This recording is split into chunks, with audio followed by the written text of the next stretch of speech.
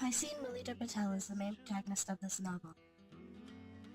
He was named after a beautiful swimming pool thanks to the close relationship one of his father's business associates has with the family.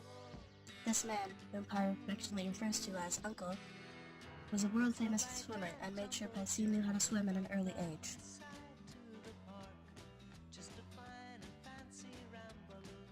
Unfortunately, the other children at Piscine's elementary school do not understand the grace and beauty of his name's meaning, and they slur it to sound like hissing. This makes Piscine determined to make a good first impression when he gets a new chance in high school, so he reinvents himself as simply Pi. Pi grew up in southern India in a town called Pondicherry with his mother, father, and older brother Rabbi. His father owns and runs the Pondicherry Zoo, and due to this, Pi develops a deep emotional connection to animals of every kind. Religion is very important to Pi in this novel. He is born and raised a Hindu, but goes on by himself to become a devoted Christian and Muslim. This creates conflict because most people don't understand how someone can believe in more than one religion. Pi says he just wants to love God. Pi's decision to become Muslim can connect with Alan's choice to buy the love potion in the short story The Chaser. In both stories, the young men are fighting an internal battle of reason versus passion. Pi knows that since he is already a Hindu and a Christian, people will not approve of his choice to practice yet another religion, but does so anyway because of his love of God. Likewise, Alan knows that using a love potion on someone against their will is wrong, but does so because he is so in love with Diana. When he is a boy, Pi must move to Canada with his family.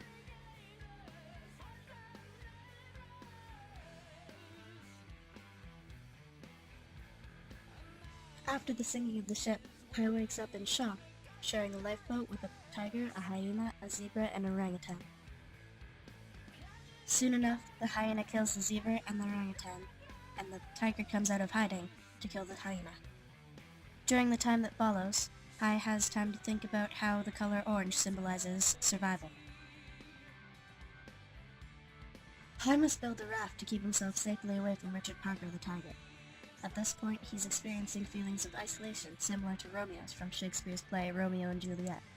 Both characters are stranded in a place away from everyone they love, Romeo banished from Verona and Pi in the middle of the Atlantic Ocean. Pi has to learn how to fish to keep himself and Richard Parker alive.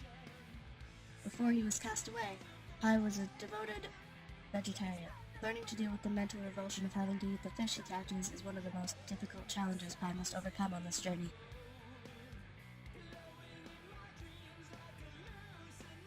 Pi also has to learn to train Richard Parker to keep him away and keep himself alive. After a while, Pi comes across a luscious island inhabited only by meerkats.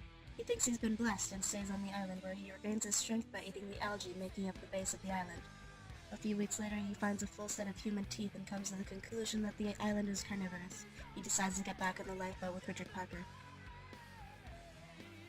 Finally, after a total of 227 days at sea, Pi and Richard Parker hit land on the shores of Mexico. Pi expresses his feelings of loss as Richard Parker disappears from his life forever.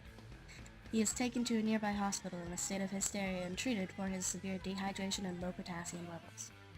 Two Japanese reporters come to interview him, and the reader finds out that Pi has been using clever symbols throughout the whole story to dull the pain of what has really happened.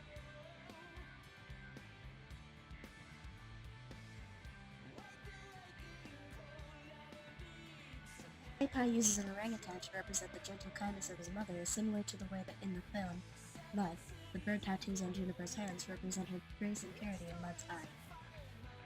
When asked which one is the real story, Pi replies, "Which story do you prefer?"